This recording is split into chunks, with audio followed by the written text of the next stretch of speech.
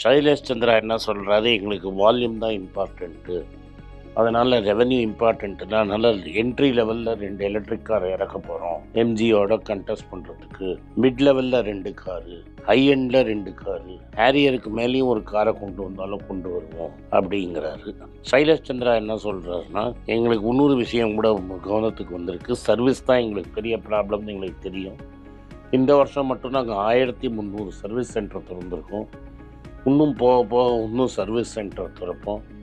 அதனால் இந்த சர்வீஸ் ப்ராப்ளத்தை ஹெட்-ஆன் நாங்கள் ஹேண்டில் பண்ணுவோம் அப்படின்னு சொல்லியிருக்கிறாரு.